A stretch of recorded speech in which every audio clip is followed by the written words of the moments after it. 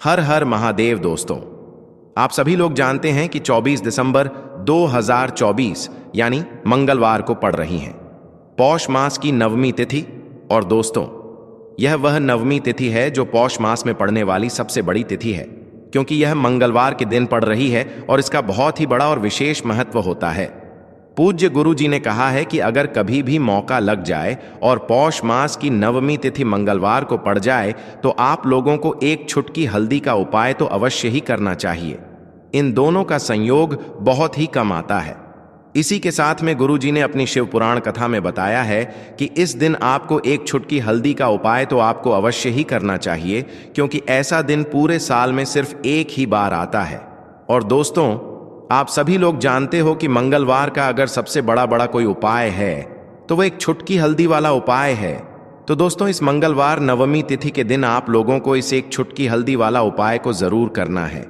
बहुत सारे लोग होंगे जिन लोगों ने इस उपाय को ना किया हो, मतलब पूरा साल निकल गया, उन्होंने किसी भी दिन इस एक छुटकी हल्दी वाला उपाय को ना किया हो। पर दोस्तों, आपके पास एक आखिरी मौका बचा हुआ है जो कि 24 दिसंबर के दिन है। तो इस दिन आप लोगों को इस वाले उपाय को जरूर कर लेना है, भले ही आपने पूरे भर इस उपाय को ना किया हो। पर अगर आपने इस पौष मास के मंगलवार नवमी तिथि के दिन अगर इस वाले उपाय को कर लिया तो आपको इस उपाय को करने का वह फल मिलेगा जिसकी आपने कभी कल्पना भी नहीं करी होगी। इसीलिए आप लोग इस वाले उपाय को एक बार जरूर कर लेना है, ताकि आप लोगों के हाथ से यह मौका ना जा सके और आपको इस उपाय को करने का फल मिल सके। दोस्तों, यह उपाय पंडित जी ने अपनी अभी की ही श्री शिव महापुराण की कथा में बताया है, जिस उपाय को आज हम आपको बहुत अच्छे से समझाने वाले हैं। इस वीडियो को देखने के बाद इस उपाय को समझने के लिए आपको कोई और वीडियो को देखने की जरूरत नहीं पड़ेगी। तो चलिए दोस्तों, उपाय को शुरू करते हैं। देखिए, यह इस पौष मास के मंगलवार नवमी तिथि के दिन यह इतना खास होता है, इतना महत्वपूर्ण होता है। देखा गया है कभी कभी बड़े पूजा पाठ अनुष्ठान से जो मनोकामना पूर्ण नहीं होते, वह 24 दिसंबर पौष मास के मंगलवार नवमी तिथि के दिन एक छोटे से उपाय करने से ही आपकी मनोकामना पूर्ण हो जाती है। और बहुत सारे लोगों ने इस उपाय को किया भी है और उनको इस उपाय को करने का फल भी जरूर मिला है। अगर आप लोग भी इस उपाय को करना चाहते हैं तो आप इस उपाय को पहले अच्छे से समझ लेना, सुन लेना, उसके बाद करना। आपको इस उपाय का फल जरूर मिलेगा। और इस उपाय को कर लेने से आपके घर में चाहे किसी भी प्रकार की दुख और समस्या क्यों ना चल रही हो, आपको उसका कारण भी नहीं पता है कि भाई यह समस्या किस कारण से चल रही है। उसका कुछ भी कारण हो सकता है, जैसे से पितृदोष हो सकता है या किसी भी तरह का मंगल दोष भी हो सकता है। तो इस दिन आप लोगों को यह वाला उपाय कर लेना है। ये एक ऐसा उपाय है जिस उपाय को अगर किसी विशेष दिन पर किया जाए तो भाई उस विशेष दिन का जो है वह तो हमें मिलता ही मिलता है।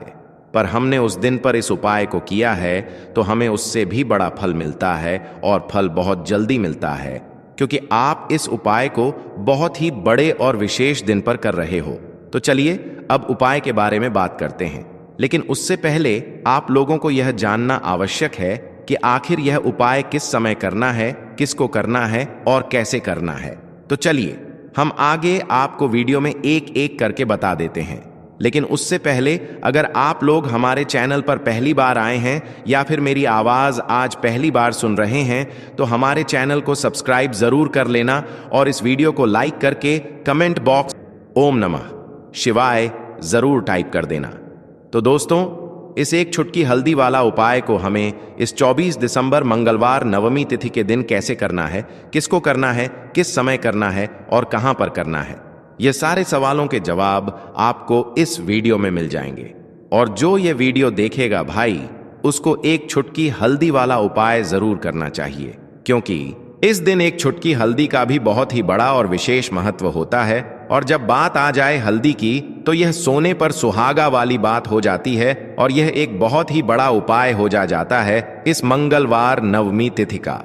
तो अब दोस्तों, इस एक छुटकी हल्दी वाला उपाय को आखिर करना किसको है, सबसे पहले हम लोग वह बात जान लेते हैं।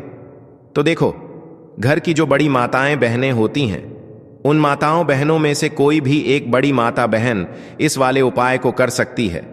और दोस्तों, अगर आप चाहे तो अपने घर में से सभी सदस्यों को भी इस उपाय को करवा सकते हैं। अगर किसी व्यक्ति की खुद की कोई मनोकामना है, खुद की कोई दुख और परेशानी है जो कि वह अपने लिए ही करना चाहता है, इस वाले उपाय को तो वह खुद अपने लिए भी कर सकता है। बाकी अगर कोई घर में से ऐसा है जो कि अपने पूरे घर परिवार की सुख और शांति के लिए यह वाला उपाय करना चाहता है, तो भाई वह भी कर सकता है। उसमें भी कोई दिक्कत वाली बात नहीं है। कहने का मतलब यह है कि इस उपाय को हर एक सदस्य भी कर सकता है और पूरे घर परिवार के सदस्य के लिए घर की बड़ी माताओं बहनों में से कोई एक माता बहन भी कर सकती है। माताएं बहनें अगर घर में उपस्थित ना हो या वह यह वाला उपाय ना कर पा रही हो, तो फिर घर का कोई बड़ा सदस्य भी इस एक छुटकी हल्दी वाला उपाय को कर सकता है। चाहे फिर वह पुरुष ही क्यों ना हो, उसमें कोई भी दिक्कत वाली बात नहीं है। अब दोस्तों, जो अगला प्रश्न निकल कर आता है वह यह आता है इस उपाय को लेकर कि आखिर इस उपाय को हमें किस समय करना है, सुबह के समय करना है कि शाम के समय करना है। तो देखो, इस वाले उपाय को आप लोग सुबह के समय भी कर सकते हो और शाम के समय प्रदोष काल में भी कर सकते हो। अब अगर आप पूछो कि भाई सबसे उत्तम समय कौन सा रहेगा इस एक छुटकी हल्दी वाला उपाय को करने का, तो हम आपसे बस यही कहेंगे कि इस उपाय को आप सुबह के समय करेंगे तो ज्यादा बेहतर होगा। बाकी अगर प्रदोष काल शाम के समय भी करेंगे तो भी अच्छा होगा, उसमें कोई भी दिक्कत वाली बात नहीं है। तो अब दोस्तों, जो अगली सबसे बड़ी और महत्वपूर्ण बात आती है वह यह आती है कि सुबह अगर हम उपाय को करेंगे तो हमें कितने बजे से लेकर कितने बजे तक के बीच में करना है, और शाम के समय प्रदोष काल में करेंगे तो हमें कितने बजे से लेकर कितने बजे के बीच में करना है। तो देखो, सुबह जितनी जल्दी हो सके आप उपाय को करने की कोशिश करना। बाकी अगर किसी कारणवश लेट भी हो जाओ, थोड़ी देर भी हो जाए, तो 10 या 11 बजे तक भी आप उपाय कर लेना, पर 12 बजे से ज्यादा देरी ना हो, ठीक है? इस बात का ध्यान रखना। उसके बाद में दोस्तों, अगर शाम के समय प्रदोष काल की बात करें, प्रदोष काल का जो समय होता है वो शाम के 6 बजे से शुरू हो जाता है। मतलब शाम के 6 बजे से लेकर 7 बजे के बीच का जो समय होता है, यह समय प्रदोष काल का समय होता है। तो आप इस उपाय को 7 या 8 बजे के बीच में भी कर सकते हो। मतलब शाम के 6 बजे से रात 8 बजे के बीच में आप कभी भी इस वाले उपाय को कर सकते हो, उसमें कोई भी दिक्कत वाली बात नहीं है। तो पौष मास का महीना ही है जो आपको धन दौलत पुण्य दोनों ही देने वाला है। पौष मास के में तुलसी का पूजन करके, श्री हरि विष्णु से जुड़े हुए कुछ उपाय करके आप अपने जीवन की निर्धनता, धन से जुड़ी समस्याएं, कर्जे से जुड़ी समस्याओं को हमेशा के लिए दूर कर सकते हैं। तो यह वही महीना है जिस माह में भगवान विष्णु योग निद्रा से जागते हैं। भगवान विष्णु को तुलसी अति प्रिय है, इसलिए उनकी पूजा में भी विशेष रूप से हम तुलसी का उपयोग करते हैं। और बिना तुलसी दल के, बिना तुलसी मैया के श्री हरि विष्णु की पूजा और उनका भोग दोनों ही अधूरे होते हैं। इसीलिए पौष मास के में ऐसा उपाय आपको बताने वाले हैं जिसे करने से श्री हरि विष्णु की असीम कृपा आपको मिलेगी और मां तुलसी से ऐसा आशीर्वाद मिलेगा। जीवन का हर दुख, हर कष्ट, गरीबी, निर्धनता, कर्जे से जुड़ी समस्याएं, सब कुछ ही आपके जीवन से दूर हो जाएगा और सुख, समृद्धि, धन, वैभव, ऐश्वर्य सब कुछ आपको अपने जीवन में आसानी से मिलने लगेगा। तो चलिए बात कर लेते हैं कि कौन सा उपाय है, तुलसी के पौधे में कौन सी चीज आपको रखनी है और इस उपाय को किस समय करना है। देखिए, सबसे पहले तो आपको बता दें कि अगर आपके घर में तुलसी का पौधा नहीं है तो पौष मास के में एक तुलसी का पौधा अपने घर में लाकर जरूर लगाएं, क्योंकि पौष मास के में जो लोग अपने घर में तुलसी जी का पौधा लाकर लगाते हैं, मां तुलसी का पूजन करते हैं, कभी भी मां तुलसी उनके घर में निर्धनता नहीं रुकने देती है। हमेशा उनके घर में धन की वृद्धि होती है, धन की वर्षा होती है। तो जरूर से तुलसी का पौधा आप पौष मास के में अपने घर जरूर लेकर आएं और अच्छे से आपको मां तुलसी का पूजन करना है। मां तुलसी के पौधे की देखभाल करनी है। और वह कौन सी चीज है जो आपको तुलसी के पौधे में पौष मास के 24 दिसंबर मंगलवार नवमी तिथि में रखना है, और कैसे यह चीज रखते ही रातों रात आपके जीवन में चमत्कार होगा और आपके भाग्य का भी आपको साथ मिलेगा। तो देखिए दोस्तों, आप सभी जानते हैं कि हल्दी का संबंध किससे होता है? श्री हरि विष्णु से। और आप अपने जीवन में किस लिए परेशान हैं? धन को लेकर। देखिए, बहुत सारे लोगों को प्रॉब्लम है, परेशानी है कि धन भाई उनके घर में आता ही नहीं है। अब बहुत सारे लोग ऐसे भी हैं जो कहेंगे कि हमारे घर में धन तो आता है लेकिन धन रुकता ही नहीं है। अब एक तरफ ऐसे भी लोग होते हैं कि धन ना उनके घर में आ रहा है, ना उनके जीवन में धन रुक रहा है, बल्कि उनके सर पर इतना कर्जा है जिसे चुकाने के चक्कर में ना वह सही से खा पाते हैं, ना सही से सो पाते हैं। धन एक ऐसी चीज है कि अगर हम किसी व्यक्ति से उधार ले लें तो हम यह सोच कर लेते हैं कि थोड़े दिन में इस व्यक्ति का पैसा दे देंगे, और अगर हम उस व्यक्ति का वह पैसा नहीं दे पाते हैं तो कर्जा हमारे सर पर हो जाता है, और कर्जा जब तक हमारा नहीं हम चुकाते हैं, हमारे जीवन जो है वह पूरी तरह से हमें बेकार सा लगने लगता है। तो अगर आपके सर पर कर्जा है ना, तो इस बार की जो नवमी है बिल्कुल आपको चूकना नहीं है। एक छुटकी हल्दी वाला उपाय आप जरूर करें, क्योंकि एक छुटकी हल्दी वाला उपाय आपके पूरे जीवन को बदल देगा, आपके भाग्य को चमका देगा, आपके भाग्य को प्रबल कर देगा, बहुत मजबूत कर देगा। घर में चाहे कोई भी व्यक्ति, आपके घर में कोई भी व्यक्ति है जिसने कर्जा ले रखा है, कोई भी ऐसा व्यक्ति है जिसे जीवन में सफलता नहीं मिल रही है, कोई भी ऐसा व्यक्ति है जिसका विका योग नहीं बन रहा है, या फिर कोई भी ऐसा व्यक्ति है जो बहुत लंबे समय से इंतजार कर रहा है अपनी किसी विश, किसी मनोकामना को पूरा करने के लिए। चाहे घर लेने की मनोकामना है, कोई वस्तु लेना चाहते हो, या कोई और विश है, आपकी सारी विश पूरी हो जाती है आप जब इस दिन यह एक उपाय करते हैं। क्योंकि उपाय ही इतना चूक है, तो चलिए बात कर लेते हैं। उपाय को करने के लिए आपको कौन कौन सी चीजें लेनी है? तो आपको कुछ नहीं लेना है, सिर्फ और सिर्फ आपको यहां पर 2 चीजें लेनी है। सबसे पहले आपको हल्दी लेनी है। हल्दी कौन सी लेंगे? पिसी हुई हल्दी लेनी है। आप पीसी हुई हल्दी रेडीमेड भी ले सकते हैं, या फिर जो खड़ी वाली हल्दी आती है ना, उसे आप अपने घर में मिक्सर ग्राइंडर से या सिलबट्टा से पीस भी सकते हैं। हल्दी ले ली। अब आपको क्या करना है? अपने घर का शुद्ध जल लेना है। उस जल के अंदर आपको यह हल्दी मिलानी है और अच्छे से इसको घुमा देना है, लौटे के अंदर करके, या लौटा नहीं, कोई और पात्र हो उसके अंदर आप कर ले, अच्छे से घुमा दिया। अब आप सभी जानते हैं कि दिन कौन सा पड़ रहा है। 1, 2, 4 नवंबर पौष मास का मंगलवार। नवमी तिथि किस दिन पड़ रही है? मंगलवार को। तो यह आप सभी जानते होंगे कि श्री हरि विष्णु जो हैं, यह हमें कितना धन मिलेगा। श्री हरि विष्णु ही तय करते हैं। धन हमें माता लक्ष्मी देती हैं, लेकिन हमारे जीवन में हमें कितना धन मिलना है, कितना कम मिलेगा, कितना ज्यादा मिलेगा, यह श्री हरि विष्णु ही तय करते हैं। तो आपको करना क्या है कि आपने जो हल्दी वाला जल लिया है, ठीक है ना, आपको सबसे पहले स्नान आदि करने के बाद, अपने घर में साफ सफाई करने के बाद, इस जल का पूरे घर में छिड़काव करना है। कोने कोने में, पूरब, पश्चिम, उत्तर, दक्षिण, चारों दिशाओं में आपको इस जल का छिड़काव करना है। और घर के मुख्य द्वार पर भी, यानी आपका जो मेन गेट है ना, लकड़ी वाला, एक मेन गेट लोहे वाला होता है। लोहे वाले की बात नहीं कर रहे हैं, जो लकड़ी वाला गेट होता है उसकी दोनों साइड आपको हल्दी के जल का छिड़काव करना है। पहला काम हो गया, ठीक है ना। अब आपको क्या करना है कि थोड़ा सा जल और लेना है, और उसके अंदर आपको थोड़ी ज्यादा सी हल्दी घोल नहीं है। अब ये जल आपको कहाँ लेकर के जाना है? आपको लेकर के जाना है अपने घर में तुलसी जी के पौधे के पास। जी हाँ दोस्तों, तुलसी जी के पौधे के पास आपको जाना है, और हल्दी वाला जल तुलसी के गमले में आपको समर्पित कर देना है, चढ़ा देना है। जब आप यह जल समर्पित करेंगे, उस समय आपको ओम नमो भगवते वासुदेवाय नमः इस मंत्र का जप करना है, और माँ तुलसी से प्रार्थना करनी है कि मेरे जीवन में धन की बहुत कमी हो गई है, या मेरे सर पर कर्जा बहुत है। कुछ भी माता रानी ऐसा कर दीजिए कि मेरे जीवन से यह धन की समस्या दूर हो जाए। आप श्री हरि विष्णु से कहेंगी तो आपकी बात वह कभी भी नहीं टालेगा, मुझे पूरा विश्वास है। इस तरह से आपको अपने हिसाब से मां तुलसी से प्रार्थना कर लेनी है। तो 3 चीजें हो गई हल्दी से जुड़ी हुई, ठीक है ना। तो ये हो गया।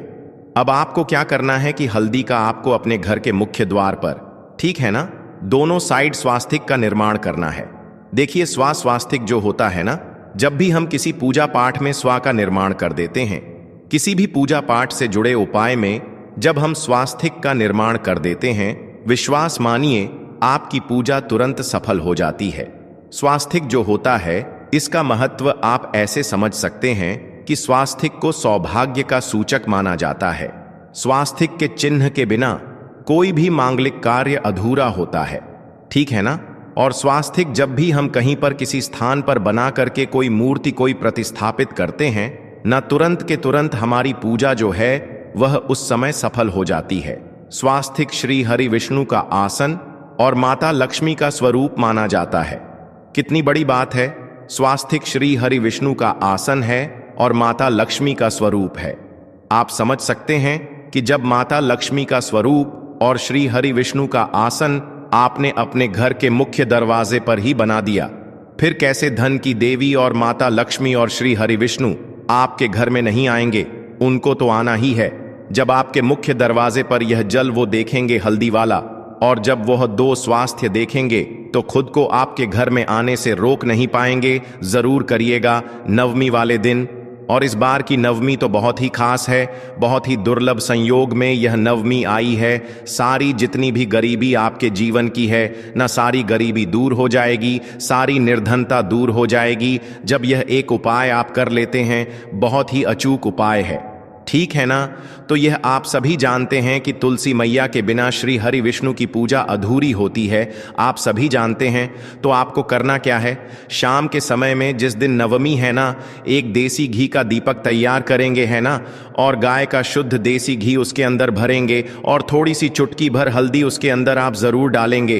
अच्छा, इस बार हल्दी का उपाय हमने आपको विशेष करके इस वीडियो में ज्यादा बताया है क्योंकि सावन का मंगलवार नवमी तिथि का दिन पड़ रहा है, और नवमी तिथि के दिन जब हल्दी का कोई उपाय आप कर लेते हैं ना, बहुत जल्दी आपका वह उपाय सफल होता है।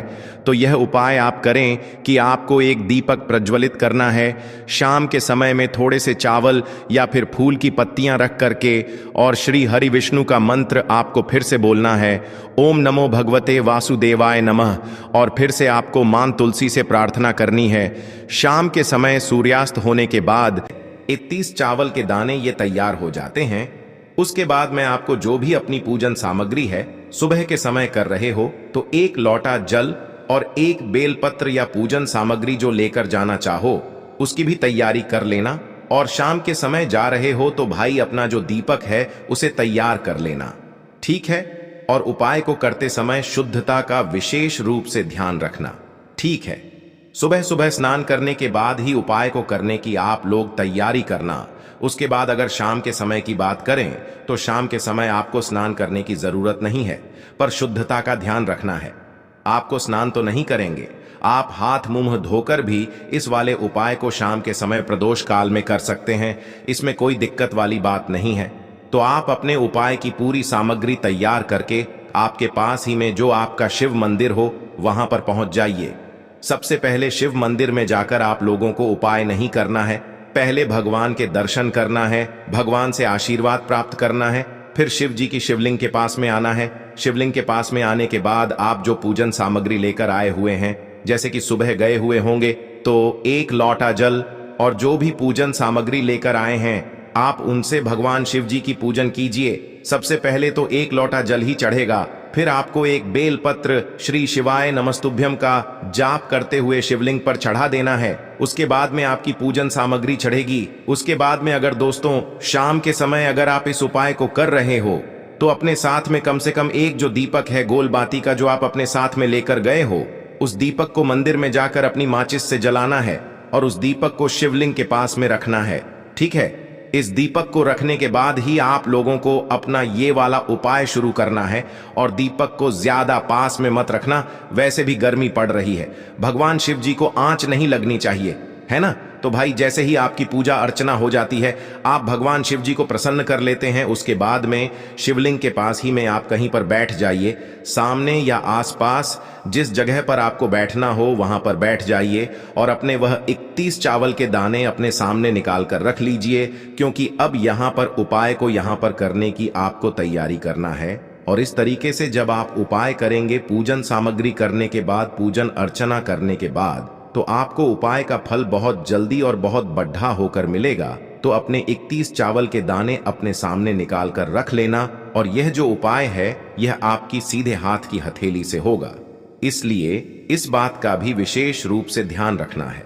तो सीधे हाथ की हथेली का प्रयोग करके ही आप लोग अपना इस वाले उपाय को करना। अपने सामने जो भी आपकी कागज की पुड्डियां है उसको खोल कर रख लो, या कटोरी है तो भाई उसे अपने सामने रख लो और अपने वह 31 चावल के दाने निकाल लो। ठीक है। उसके बाद में दोस्तों अब आपको क्या करना है कि शिवलिंग आपके सामने होगी, तो आपने वह 31 चावल के दाने एक एक करके जहां पर आपने बेलपत्र चढ़ाया है, आपको शिव जी के शिवलिंग के ऊपर चढ़ाना है। कहां पर चढ़ाना है?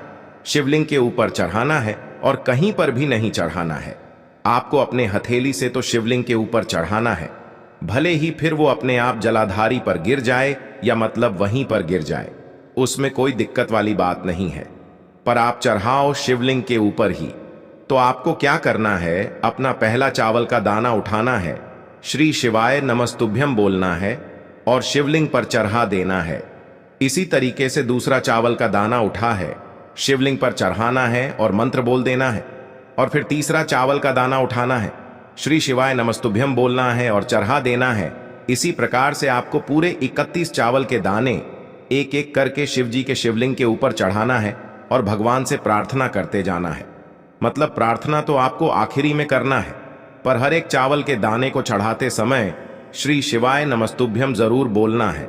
उसके बाद ही में यह चावल का दाना शिवलिंग के ऊपर आपको चढ़ाना है।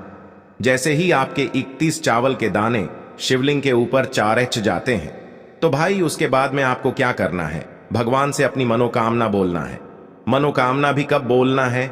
जब आपका 31 चावल का दाना आपके सीधे हाथ की हथेली में हो और आप उसे चढ़ाने के लिए जा रहे हो।